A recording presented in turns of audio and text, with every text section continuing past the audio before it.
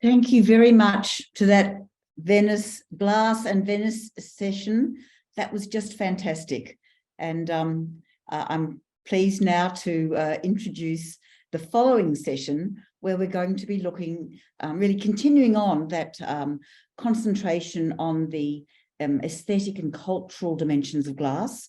And this next session, we're going to be looking at the great art movement and glass's role within the art movement of the 1880s to 1920s.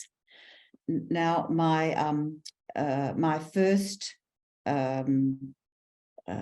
presentation, my first speaker is going to be Dr. Andrew Montana, who unfortunately was not able to be with us today, but he very professionally recorded his talk, and I'm going to briefly introduce him and then play the recording. As many of you will know, Andrew is a research associate at the Australian National University, having taught for many years as a senior lecturer in art and design. In 2013, he was the curator of the important exhibition Australia Revealed, Decorative Arts from the Australiana Fund, and also contributed chapters and entries to the Fund's book, which I recommend to you, entitled Collecting for the Nation, published in 2017. He's been the author of many books, chapters and articles. He regularly in lectures and engages on the topic of the intersection of art, architecture and design. And the do I do start video? No, I haven't started the video yet, but we might just have all the people mute in the audience. How do I do it? Just click it at the bottom of your screen on the left. Just finishing with Andrew's illustrious career as a leading commentator on art and design. He recently contributed 2 chapters on the Australian decorators Lion Cottier and Co., which is a major book published through Yale and the Paul Mellon Centre for British Art in 2021. He was also recently awarded the Ivan Berko Award for his published research in the French Australian Review. So without more ado, I I acknowledge the traditional lands of the Wurundjeri Woi-wurrung and Bunurong, where I speak, and I pay my respect to their elders, past, present, and emerging. Look, my name is Andrew Montana. I'm an art and design historian. I spent 20 years teaching art and design at the Australian National University. I've published widely. I'm very interested in the intersection of art, design, and architecture and decorative arts. So that's why I like to bring these elements together rather than to focus specifically on one, the medium. And that was part of what I enjoyed about being a lecturer, not a curator. I've done a few exhibitions, not a lot, but a few.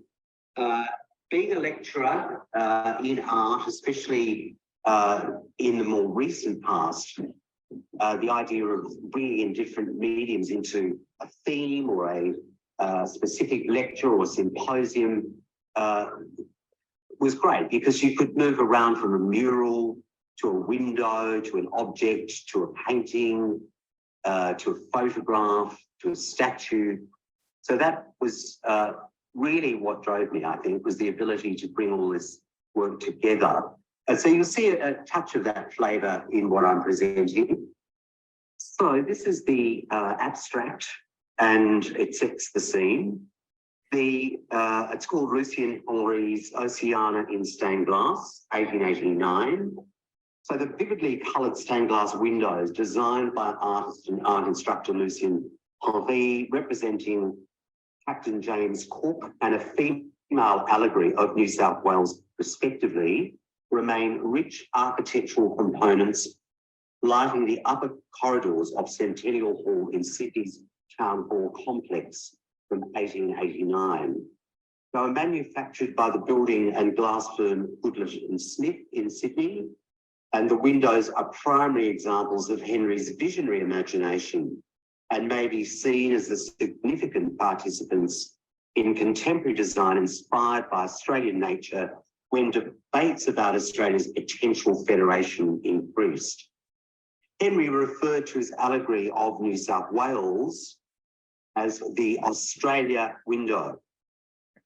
So this presentation examines the iconography and suggests some wider cultural references in Henry's Centennial Hall windows and places them in the context of his related work and philosophies. Further, it gives likely reasons for his commission to design them in competition with other stained glass companies at the time. So here we have Lucien Henry at work in his studio, and this is just a shot to set the scene of the School of Arts building in Sydney. So the ambitions of the French-born and first major art instructor at the Sydney Technical College, Lucien Henry, to publish a folio of his decorative and architectural designs featuring an abundance of motifs inspired by Australian nature was well publicised in the Sydney press in the late 80s and early 1890s. Indeed, in the December 1889 issue of the Centennial magazine, an etching of Henry's new Centennial Hall Australia window in the Sydney Town Hall complex accompanied the title page.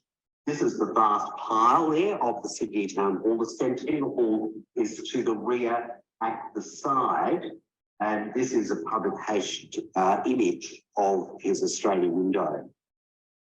Henry would use this particular image in his ongoing publicity to raise subscriptions to publish his intended folio of designs dedicated to whom he called the Youth of Australasia, as a luxurious volume featuring colour plate after colour plate of resplendent Australian imagery he imagined for his new visual language of architectural and decorative arts. This is his dedication plate in black and white. We see this temple-like structure with Australian decorative arts in the centre, beautifully coloured, and a rich emblazoned Waratah motif, which he often used in his designs. The window in the centre of the entablature is a opalescent stained glass panel design shaped like a lyrebird. For a short while, Henry had studied under Jean-Léon Gérôme in Paris in the late 1860s, absorbing Gérôme's sharp realist form and what was then an Orientalist sense of colour. To set the scene, this is Gérôme painting Prayer in the Mosque. You see the rich reds, yellows and blues, and a Tangara marble that he produced a little later, this sort of sharp, clear, precise delineation with architectural detail and intense colour. The commission to design commemorative windows representing a female allegory of Australia in Oceania and Captain James Cook, respectively, was as much an advertisement for his ambition as it was for this firm, Goodlett and Smith, who manufactured them. An evolutionist, Henry believed the same of the great southern island continent within Oceania was dependent on the representative foundation laid by the Australian decorative arts, featuring Australian flora, fauna, sea life, and allegories. They were, in his impassioned words, and I quote, the rich soil from which the other arts draw their sap, without which they could not rise above the ground and grow and tower into the blue sky, unquote. So this is his idea for the significance of the decorative arts in Australia as a new basis for the building of a civilization in material form. Henry would have been approached by the manufacturing firm Goodlett and Smith to design the Centennial Hall staircase windows for the last major part of the greater complex of the Sydney Town Hall, which had commenced building in 1883 in the hope of its completion to mark the centenary of New South Wales, but was delayed by over a year due to construction difficulties. The Centennial Hall finally opened in late 1889. Commencing in Sydney in around 1855 as saw milling and timber merchants, Goodlett and Smith later introduced American woodworking machinery and soon established a brick and downpipe manufactory, introducing the Hoffman kiln to New South Wales for the firing of bricks, pottery and building and plumbing parts. The use of glass started in 1866, initially with lead light and the executing of glazing orders for sash windows and doors made at the firm's joinery works. A major advertisement for the firm, its illuminated window for Queen Victoria's Jubilee celebrations in Sydney in 1887 was well received, but it appears not to have survived. By the end of the 1880s, and with Henry's work resplendently installed at the new Centennial Hall, the firm's production of domestic stained glass increased and prospered. So New South Wales here, Oceania, standing on the globe, Captain Cook. So they're very iconic and emblazoned and ambitious windows about the potential rise of Australia in the Southern Hemisphere. Goodlett and Smith often took the lion's share of government infrastructure building contracts in timber work and galvanised iron, and were well known at the Sydney Technical College by John F. Hennessy, who taught architecture at the college between 1884 and 1888. Hennessy was one of the architects involved with the city architect, Thomas Sapsford, from 1881 in the design and the construction of the hall, followed by George McRae, who became the city architect after Sapford's death in 1886. And here we have Goodlett's trade catalogue, 1890, showing examples of their residential work and a staircase window in a mansion in Harris Park, now an institution from around 1890. So the point I'm making there is this resplendent window designed by Henry was such an advertisement for what they could possibly achieve and did achieve.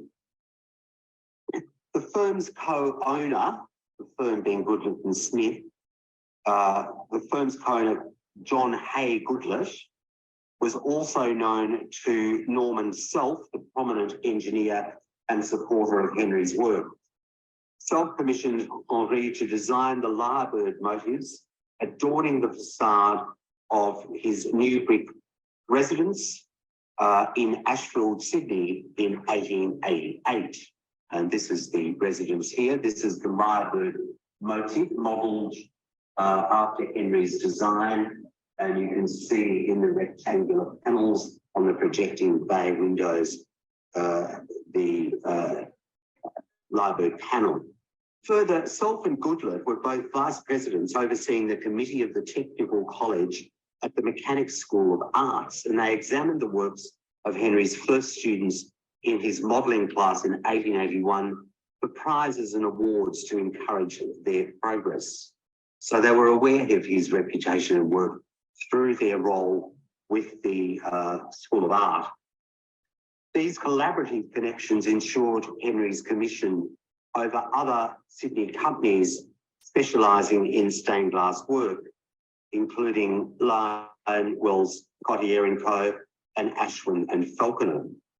Lyon himself declined to examine students' work, throughout his career, and the latter firm was first employed to design and make the panelled glass dome in 1877, representing allegories of the four elements and the virtues for the coved entrance vestibule for the front section of the Sydney Town Hall, which opened in 1880. Rather splendid vestibule, and this is the dome. This is not the Centennial Hall. This was the first section built. The Centennial Hall with Henry's windows is back, and they, as I said, were installed in the later 1880s. Goodlett and Smith was undoubtedly attracted to the realism and intense, vivid colouring of Henry's figurative work and his artistry in stylising floral subjects, both Australian and exotic, amongst other ornamental motives. The Sydney Morning Herald commended Henry's Cook window, and I quote, "One of the best features of the building is the great window in the hallway as one faces to the galleries on the south side. The central panel represents Captain Cook and the side panels a combination of Australian waratahs and English roses." The work, as stated some months ago by our paper, was performed by Mr. Lucien Henry, whose ability in decorative art is well known and whose work is full of poetical feeling, perspective, perceptive strength, eloquent colour and masterly thought. The design is worked out with a right freedom of thought and coloured with a delicate sensuousness. So, waxing lyrical there. Captain Cook, unquote. Captain Cook was a popular subject in sculpture and decorative art, and by 1888 was instantly recognisable to many people. Here we have a monumental plaster portrait of Mr. James Cook in the portrait section of the New South Wales Court at the Melbourne Centennial Exhibition in 1888, and the Thomas Warner statue of Mr. Cook in Hyde Park, Sydney, just after it was installed there in 1879. This would be about 1880 with the Australian Museum in the background. So a very, very, very, very popular subject. Indeed, Cook became an emblematic protagonist in national myth-making well into the 20th century in the visual and decorative arts and in advertising. Of course, it's controversial today. Cook was regarded as a figure of British Enlightenment, global exploration, science and navigation, rather than a bold conqueror of oceans and territories. Further, he was seen as Australia's founding father, including by the resident Republican-minded French community in Sydney at this time. As one reviewer observed when he visited Henry to see Henry's designs on paper in August 1888, and I quote, "Mr. Henry has done what the man of real talent and poetic conception always does, given the figures new meaning and fresh force," unquote. Much attention was given to Henry's James Cook's window in contemporary reviews, a fact reinforcing the significance of this mythologically, celebrated explorer in the Australian popular imagination.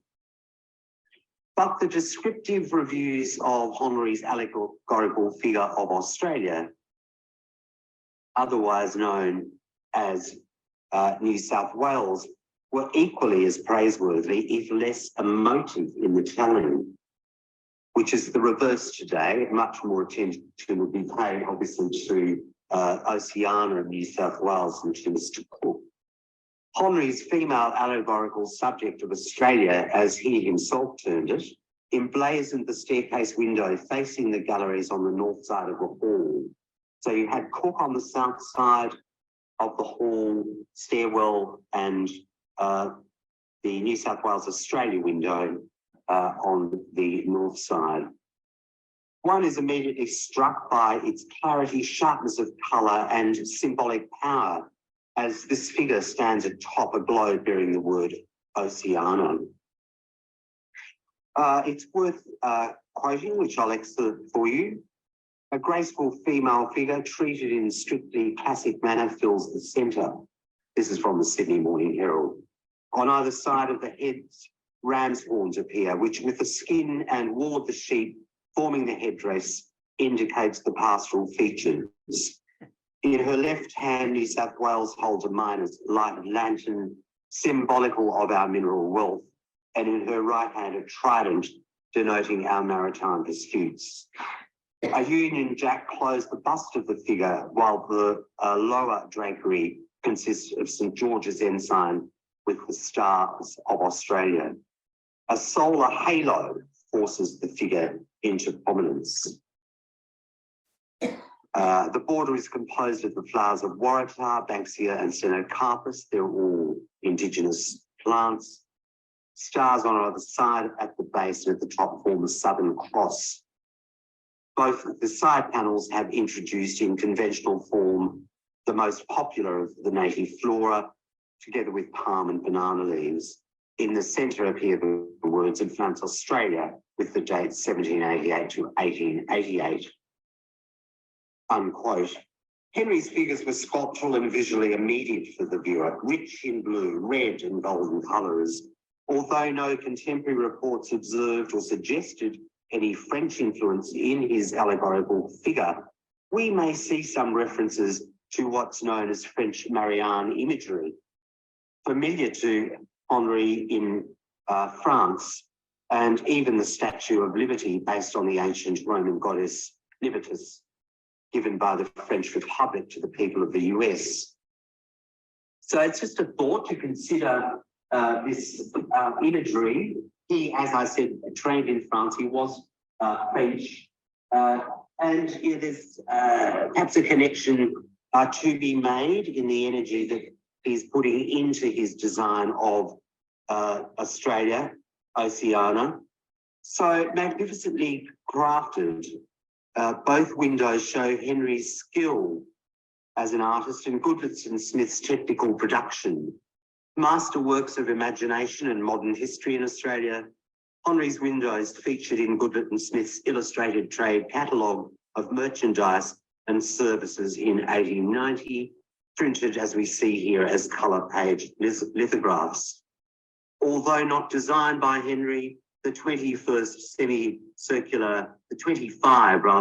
semicircular windows which line the top of the Centennial Hall itself display designs alternatively, many of them presenting examples of the bounties of New South Wales, grains and fruits and native flowers. Now, Lucien Henry was interested in all the decorative work being undertaken for the Centennial Hall, and in early September, he wrote to John Harris, Mayor of Sydney, outlining his proposed design for a hanging glass chandelier in the Centennial Hall. For Henry, this, as he wrote in his letter, was an opportunity almost unique of giving a national significance to the lighting of the hall, unquote. And he included a design sketch with his letter to the mayor. What design did Henry propose and defend? He envisaged suspending a globe from the ceiling at about a height of about 15¼ metres from the floor of Centennial Hall, to be made in ruby glass, about 1½ metres in diameter, to represent what he thought would be the bright red sun of Australia. Around the globe, at the same height, he would hang the Southern Cross, also made in glass. Its 4 principal stars were to be just over 1 metre in diameter from point to point, the smaller one being around ½ metre. And this is really his proposed design, which survives in the Town Hall archives. And we can see his ruby glass. We can see his other glass work there to represent the Southern Cross. If it was made, it would have looked stunning. And in 21st century language, the concept comes close to being a suspended sort of minimalist electric mobile. But in the late 19th century, Henry's visionary and inflamed imagination for Australian symbolic imagery was ultimately perceived in this instance as being incongruous to the powers to be. So we see this design here, as I mentioned. Mayor Harris passed on Henry's letter and the enclosed drawing to the architect, George McRae. Of course, it needed to be a council decision, but it didn't even get that far. And quote McRae's reply, "I have carefully considered the suggestion made by Mr. Henry, and I do not consider that the system has any special merit, and I cannot recommend it to the council for adoption. In theory, the idea is poetical and symbolical, but practically, in my opinion, borders on the ridiculous," unquote. Australia was the loser in this vision, but Lucien Henry's two centennial hall windows remain in situ and are his living legacy in Australian art and design history. Thank you.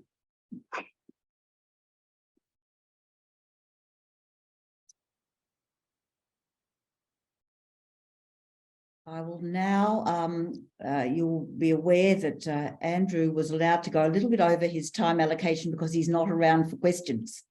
But I'll now pass on to our next speaker, Christopher Menz, and I'll ask Christopher to share his screen while I introduce you. So we're very fortunate. We've got an amazing lineup in this session. And of course, many of you will know Christopher is an art consultant based in Melbourne and is an art valuer, a development consultant, and a cultural tour leader. But prior to these current roles, he had a distinguished career in the Australian art museum world, spanning nearly 30 years. He is a former director of the Art Gallery of South Australia. For that, he was a curator specialising in decorative arts. He worked at the National Gallery of Australia, the Art Gallery of South Australia, and the National Gallery of Victoria. He has published and lectured extensively on Australian and European decorative arts, notably on the design work of William Morris, and curated many groundbreaking exhibitions. Today, he's going to share with us some of his vast knowledge of Morris, looking in particular at Morris's Federation windows at the Stock Exchange in Adelaide. Thank you, Christopher. Over to you. Thank you, Alison, and thank you for your introduction. It's been nice, and thank you for inviting me along. It's very nice to revisit that I have done some years ago, and then with the benefit of more resources and a bit more time to explore a bit more fully the Federation window at the Stock Exchange of Adelaide. And here, following Andrew Montana's very interesting talk, we are going to continue with female allegory, Britannia, as you can see in the centre of the way. One of the lesser-known commemorations for Australia's Federation in 1901 is the Morris and Company stained glass window, Federation, made for the Stock Exchange of Adelaide and still located there, although the building itself is no longer the Stock Exchange. The slide windows were commissioned for the staircase of the new building by Adelaide businessman George Brookman. Brookman incidentally also followed the stained glass commission with purchases of two major tapestries from the firm. So he was a serious player in commissioning from Morris and Company from major works. Federation, as you can imagine, looking at the imagery, is a composite design of Edward Burne-Jones and J.H. Durrell, the firm's designer. And rather than really depicting the federation of its title, it shows the empire upon which the sun never sets. Britannia is accent by personifications of the dominions, Australia, India, Africa, Canada, all paying her tribute. Above her resides the sun, flanked by the morning and evening stars, and the whole is surrounded by decorative aesthetic movement borders. The windows illustrate key factors in Morris and Company's design processes. The collaboration of the collaborative nature of artists and designers and craftsmen, and this is really evident from Morris and Company right from the beginning of the firm in 1861, and predating that when Morris his house, the firm being does the interiors, which leads to the establishment of the firm. Also, there's the subject created and adapted from existing designs that capitalise on the prestige of Morris and Burne-Jones. Both, of course, are dead by this time. They die in the 1890s, but the firm still trades on Morris's name until 1939. Burne-Jones is still being trotted out as the lead designer. It also focuses on the medium of stained glass. And this, of course, was a central activity of the firm from 1861 until its closure, and also the Patronal Committee. As an aside, the Australian interiors done by Morris & Company are better known, and have received perhaps more attention than the glass. Interestingly, there are few Australian subjects, mostly for embroideries, that one has the title Australia, another has Adelaide, and some specific text done for some clients. Really, the Federation glass is the only one that's specifically given an Australian title, Federation window. As you would expect, most Morris glass in Australia was made for churches, and several windows were installed in Adelaide churches between 1908 and 1929, and of course in other parts of Australia before after that. Federation is the only such example for this temple of capitalism. Given William Morris's socialist beliefs, a stock exchange perhaps seems incongruous for the location of a major Morris & Company window, even if it's posthumous.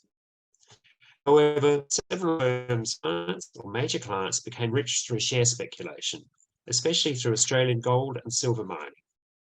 Notable among these were William Knox Darcy, George McCulloch, and our own George Brookman here. Morris himself, of course, was independently rich, largely due to income from speculative mining shares that had been purchased by his father. Morris might have spent his life ministering to the swinish luxury of the rich, but he was perfectly aware that without the rich, ambitions would have been compromised. And after Morris's death in 1896, it was the commissions for the labour-intensive activities of stained glass tapestry that sustained the firm well into the 20th century.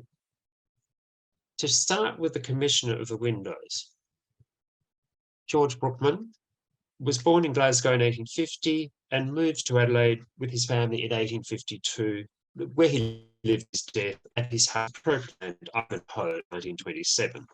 He was knighted in 1920.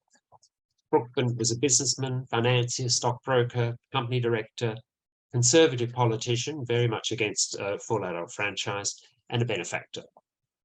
From 1890 to 96, he was a member of the Stock Exchange of Adelaide.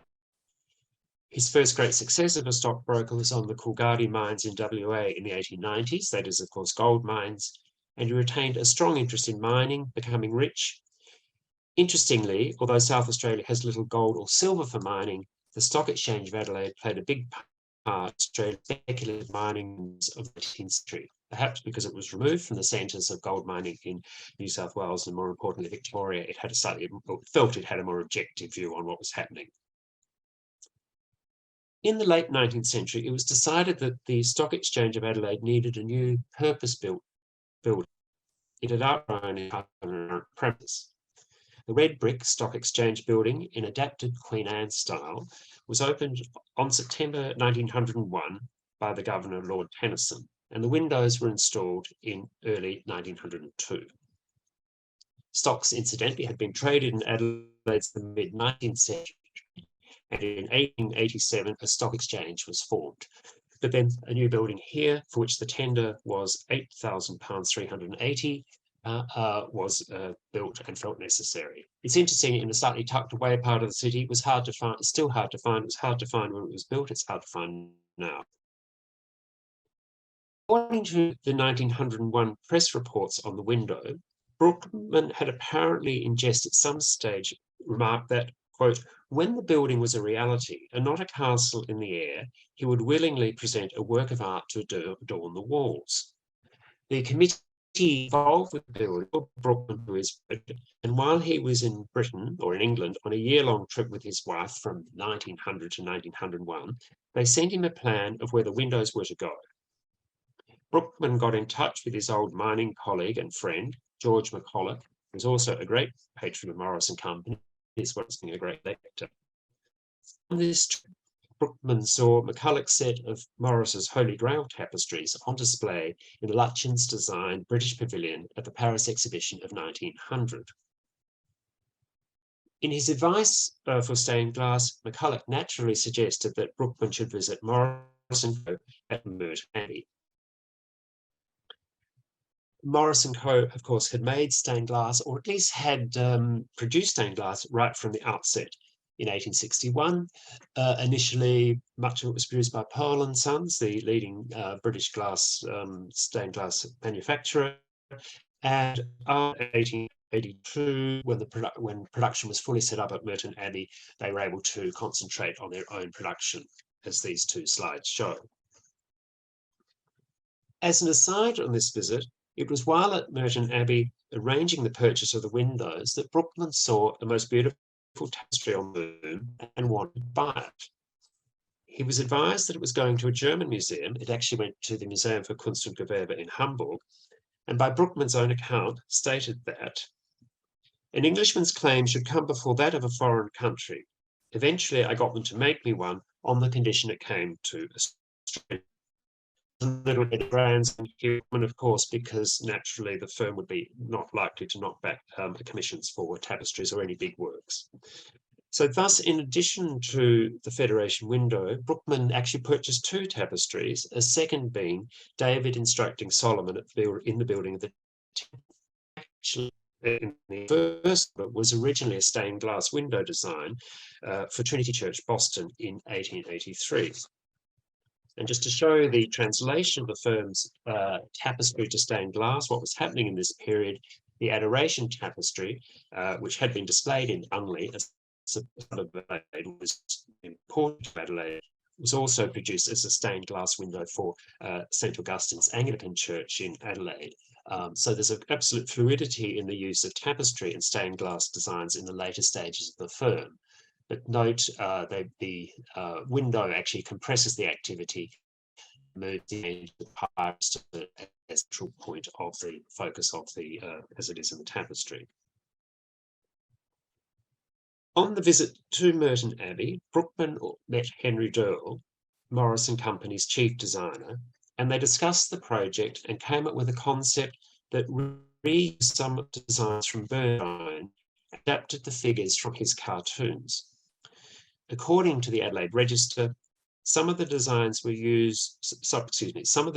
used were drawn by no less a celebrity than the late Sir Burne-Jones, and the figures were taken from his cartoons. And Jones, we remember, had died in 1898, and so was still at the peak of his reputation and fame.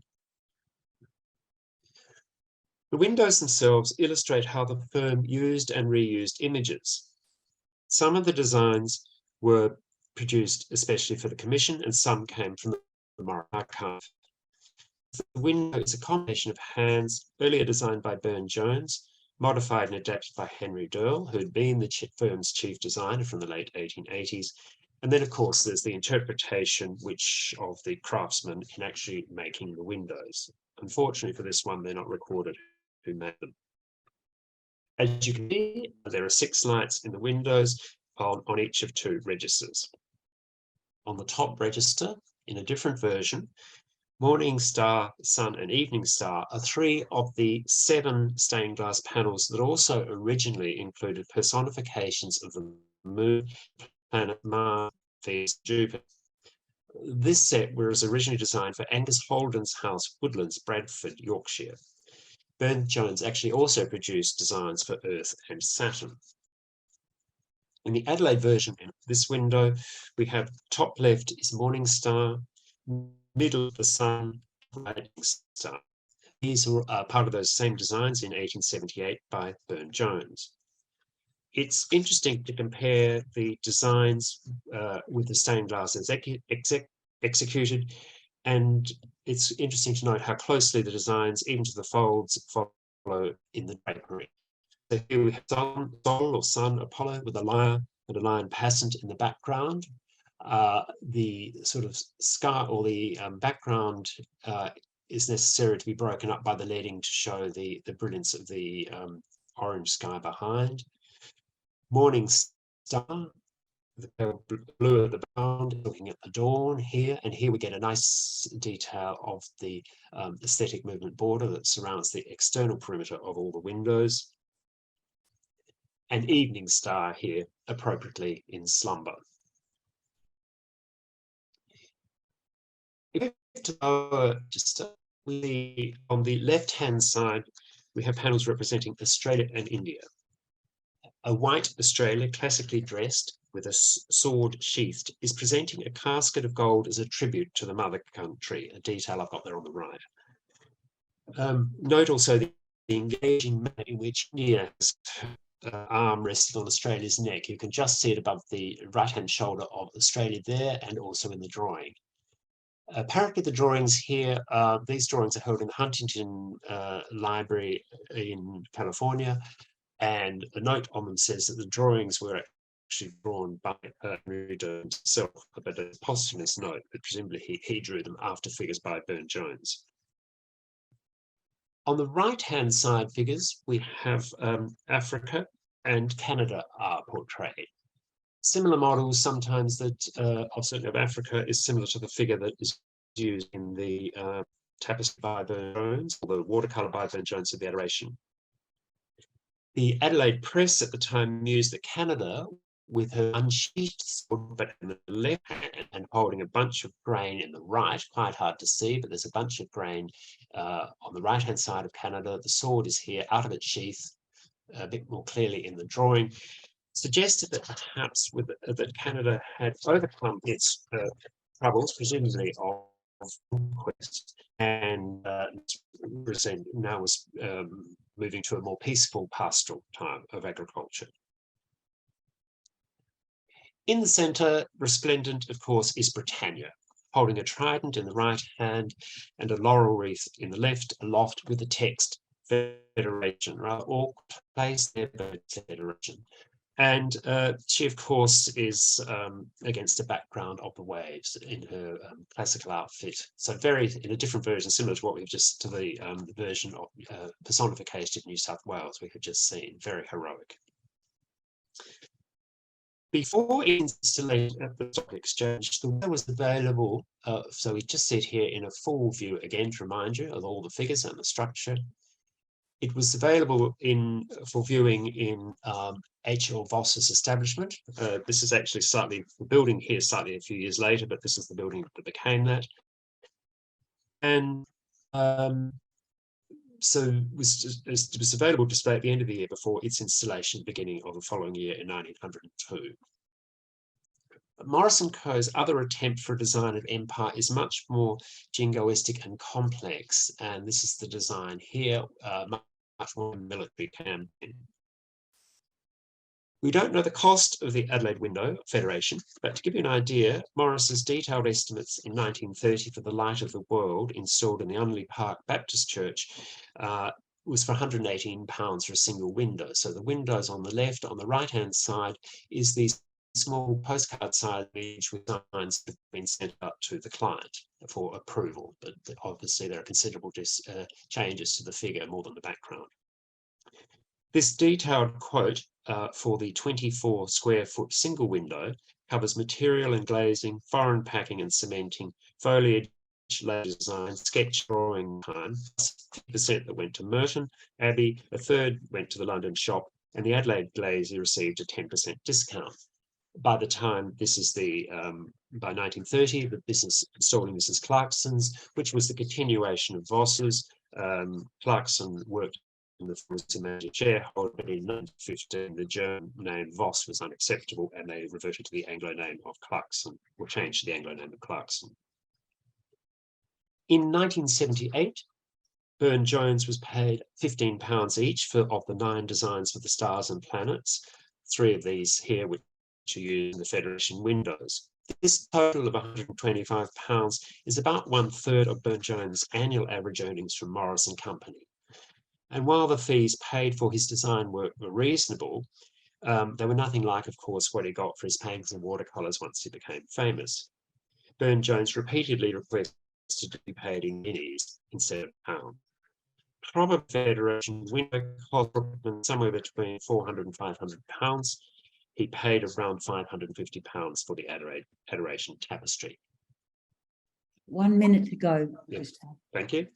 Federation is installed in the south side of the Stock Exchange building above the Cowrie staircase with its cedar handrails. And there have apparently been 2 fires in the building, one in 1938 and a second in 1982. Apparently for the second fire, one of the firemen had actually been on a tour of the exchange and knew to save and protect the windows, if nothing else, in the building. The windows retain the original setting.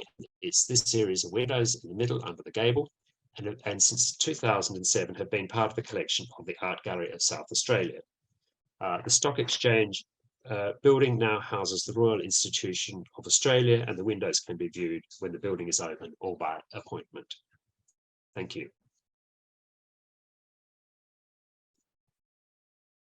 Thank you very much, Thank you. Christopher.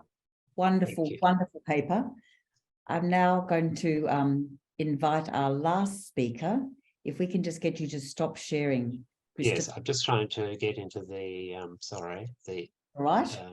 While you do that, I will introduce our final speaker today, another great expert in this area, and that is Amanda Dunsmore. Many of you will know Amanda is Senior Curator of International Decorative Arts and Antiquities at the National Gallery of Victoria. She has a background in Egyptology and worked for many years as a ceramic specialist in Egypt. Her research interests include 18th century English architecture and interiors, in particular the work of James Wyatt, and early 20th century design and the rise of modernism. She has curated numerous exhibitions, including Bugatti, Carlo, Rembrandt, Ettore, and Jean, Japonism, Japan and the Birth of Modern Art, and Spectrum and Exploration of Colour. Today, she's going to talk to us about the very exciting new purchase at the National Gallery of Victoria, which is Marion Mahoney Griffin's leaded window for the Unitarian Church of All Souls, Evanston, Illinois. Amanda, if you could share your screen, and I pass it over to you.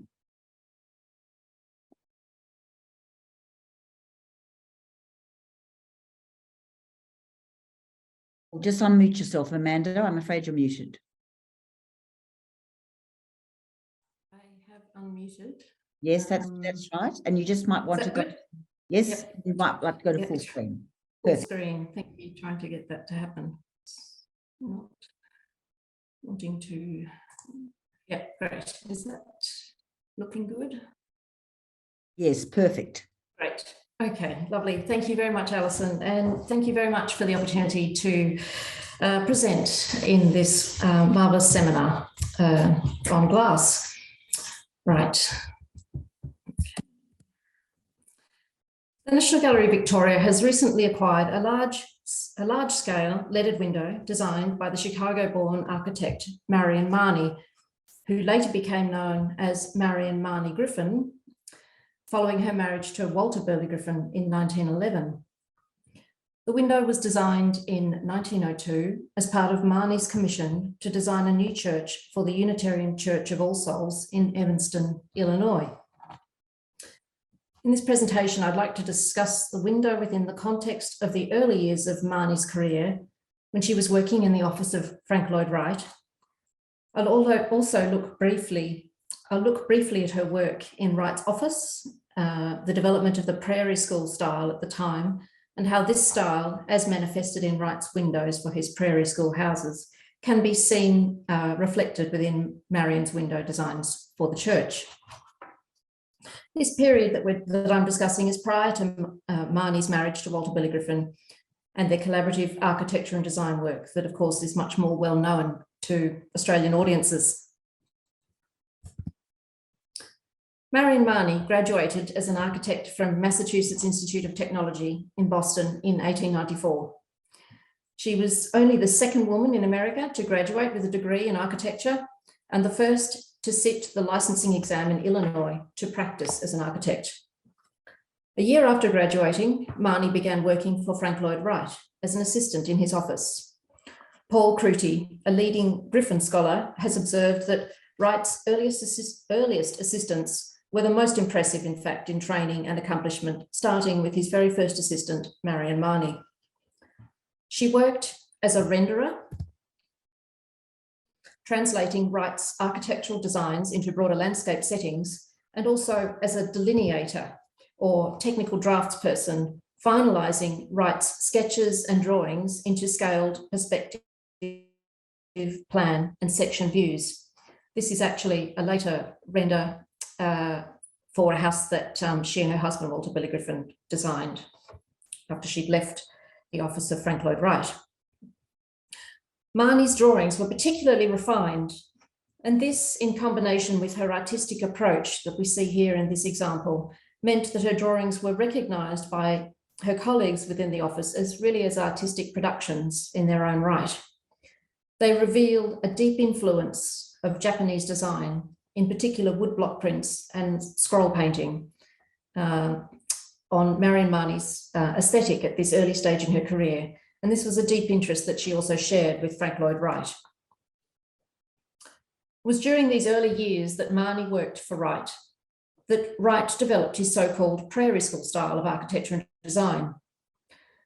Through his search for a uniquely American style of architecture at the beginning of the 20th century, a style not based on Western classical traditions, Wright pioneered what he called the prairie style, inspired by the broad sweeping plains of the Midwest where he had grown up.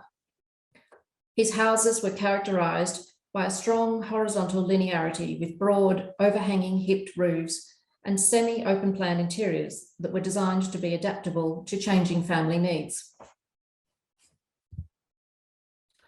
A feature of Wright's prairie houses were his leaded window designs, or light screens, as he referred to them, which he used to great effect to unify interior and exterior spaces, in the process developing a fully modern design language.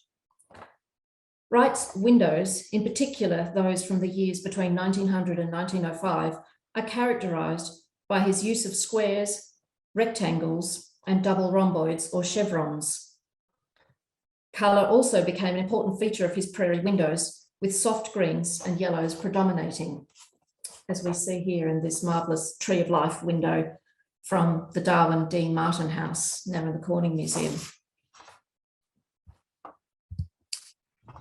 The sophisticated geometric designs of these windows of the prairie school style play on the relationship of solid and void spaces through their use of colour, as well as the different cane or framing bar widths, as we can see here in this beautiful window in the NGV's collection. Their deceptively simple formalism is closely aligned with the work of other European designers at the time, including the Viennese designers Joseph Hoffmann and Coleman Moser, and Charles Rennie Mackintosh in Scotland. All of these designers were deeply influenced by Japanese design, with its visual play of flat blocks of colour and the careful balancing of solid and void spaces, as was Wright, whose antipathy towards European design, with its classical foundations, was matched only by his love and appreciation of Japanese design. Marion Marnie worked for Wright for 14 years during this seminal period, and it is clear that at least in her window designs for the All Souls Commission, she was deeply influenced by Wright's prairie school aesthetic. The question remains, however, as to how much Marnie may have in turn influenced Wright in his window designs, as we know that she did actually produce some window designs for his houses, and she played a very important role, really a fundamental role within his office. She was far more ultimately than his assistant. She did run the office and made considerable contributions to the design work of the office. This is a question, however, which is really not very easy to answer, if possible at all, and beyond the scope of this presentation this morning. Marion Marnie and her family were members of the Evanston Church of All Souls, and in 1902, the church's Reverend James Viola Blake commissioned Marnie to design a new church for his congregation. This was Marnie's first architectural commission, and in fact, it remains the only building that is firmly attributed to her without any involvement of Wright or any other colleagues. Marnie ended up producing 2 designs for the church, in fact. Her first design, for which these drawings survive, was regarded, unfortunately, by members of the church as too progressive. And so she was asked to produce a second design, somewhat more conventional, which is what was ultimately realised. Unfortunately, the designs for the church that was realised no longer survive, and the only visual records that we have of the church are a number of black and white photographs taken at different periods and now held in various libraries and archives around Australia and the United States. The NGV's window comes from along the northern or southern wall of the nave. We know that there were at least 4 windows along each side, all appearing to be exactly the same design, i.e. that of the NGV window design. And the images, of course, here only show, a partial view of the windows, very, very partial in that sense. I have not been able to find a side-on view of the church at all that shows the windows properly, but we can see it here enough, I think, in terms of detail, and of course the window, and it's very clear the way the window lines up with the black and white photograph. The window, of course, is from the church. Okay. The window is one of only 2 windows known to have survived from the church following its demolition in the early 1960s. The Unitarian congregation outgrew the church and unfortunately sold it to the church next door, who promptly pulled it down to build a car park, sadly. The other window from the front edifice above the entrance doors, seen here, is now in the Art Institute of Chicago, only recently acquired by them as well. From photos, we know that there was another vertical window along the front edifice of the church, seen here in the image on the left, as well as a vaulted skylight of rectangular windows above the chancel in the image on the right. But unfortunately, none of these windows appear to have survived, or at least they haven't surfaced to date. Unfortunately, next to no documentation on the church survives, either in relation to Marnie's designs for the church, of the church when it was built, or documentation surrounding its demolition and the fate of the church's windows and fixtures. The only other surviving element known from the church is a pendant light, which is now also in the Art Institute of Chicago's collection. This lack of documentation is a great loss, as the Unitarian Church of All Souls, as I said, is the only known building that is definitively attributed to Marnie alone. Marnie Griffin's career is, as we know, intimately linked with 2 prominent male architect designers, Frank Lloyd Wright and her husband, Walter Burley Griffin. And unfortunately, much of the authorship of Marnie's design work has been subsumed under the names of these 2 leading architects who, certainly in Wright's case, made sure that they claimed all the credit. As Marnie Griffin scholar David Van Zanten has observed, as one of the first women in architecture and as one at the pivot point of the formulation of international modern design, her exact position and contribution are frustratingly difficult to define. Thus, Marnie's design work for the All Souls Church represents a particularly rare example of her skill and aesthetic, where there is no question of its authorship. So I'd just like to make some observations on the window itself. As we can see, the window is divided into 2 panels, with the upper panel possibly functioning as a casement window. The window is no longer in its original frame, but we think that the upper panel may have been framed separately to allow it to have been opened. We hope that this will become clearer when we're able to remove the window from its existing frame, which is currently holding the 2 panels together in place. The panes of glass in the top panel are less well preserved, and this may also support the idea that the top panel was able to be opened and thus more exposed to the weather. We don't know the manufacturer of the window, but it would undoubtedly have been one of the manufacturers that Wright used for his prairie houses, for the windows of his prairie houses, possibly the Linden Glass Company in Chicago, which produced a number of windows for a number of Wright's houses at the time.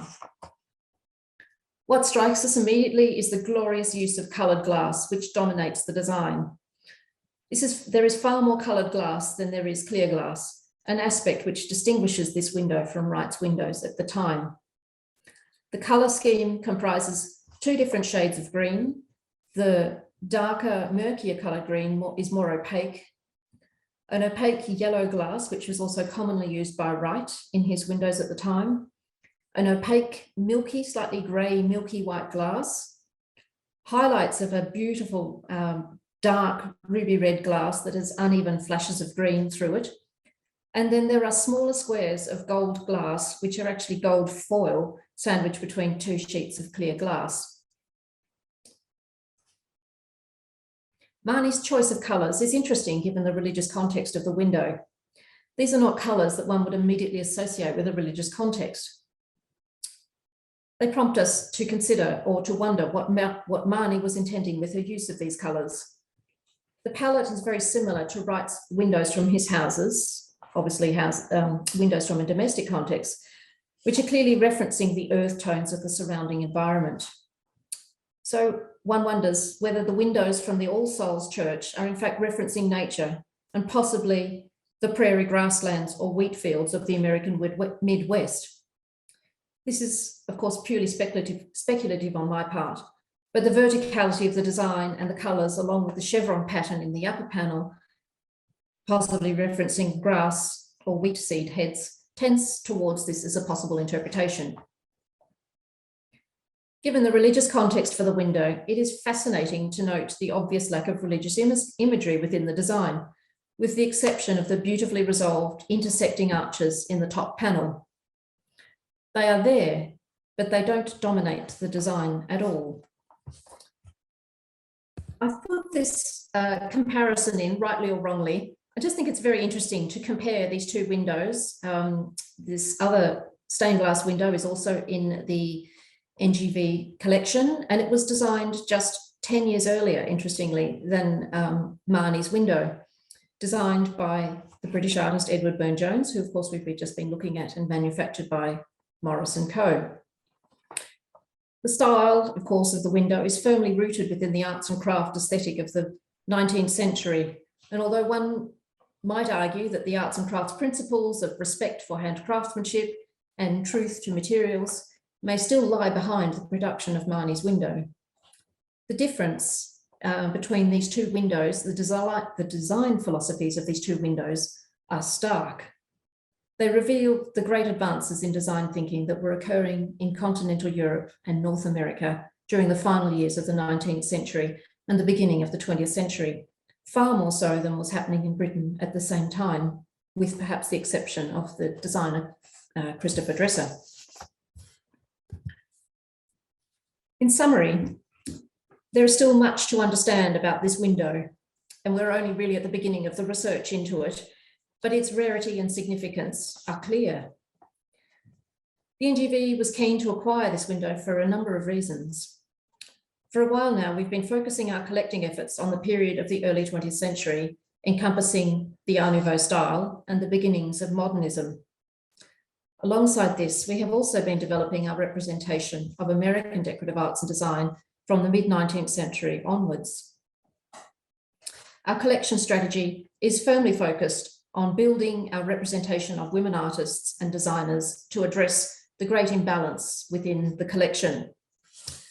And finally, within the context of the NGV's collection particularly, Marion Marnie and her work provide really a critical link between the work of Frank Lloyd Wright, seen on the left with the two chairs and the window,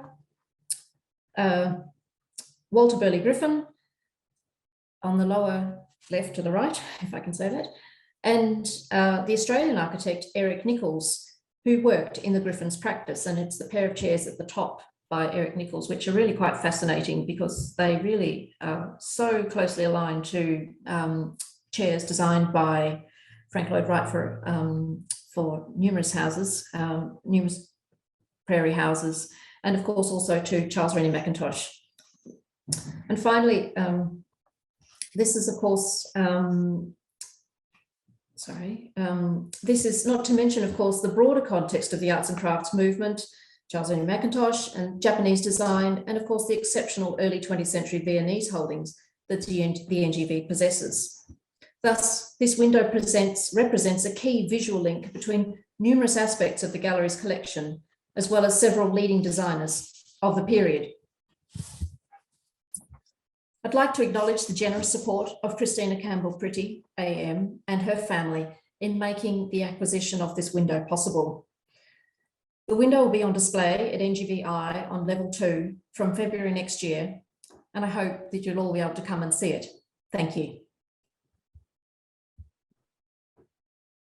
Thank you, Amanda. Another wonderful paper. We've been very spoiled this morning. We've gone a tiny bit over time, which is really terrific given what we've managed to squeeze into this hour. And we probably have a minute or so. If anyone had a particular question to direct to Amanda or Christopher, please do so in the chat. And that way we can. Could I make it just a comment to say, sad how conservative the Morris window looks after the one Amanda has just showed. How conservative the Morris company design after the amazing Marnie Griffin window. Yes, extraordinary comparison, and wonderful to have them both in the collection. Yes, yeah. Look, I'm aware we've got a rather grueling schedule today, and people may feel they've asked sufficient questions, but I do I speak for everyone in saying that was the most wonderful session. We're so fortunate to have your expertise in the country and these extraordinary windows to bring them to our attention. And really the entire morning, we've had such eminent speakers, and it's just been wonderful. So I invite everyone to clap silently online to our speakers. We now have something like 13 minutes to rush off and refresh ourselves, and then you'll all be coming back, and we've got our mid session in the middle of the day on art and spirituality. So thank you again, Christopher and Amanda. That was just thank you. Thank you. Thank you. Pleasure. Thank you. Pleasure.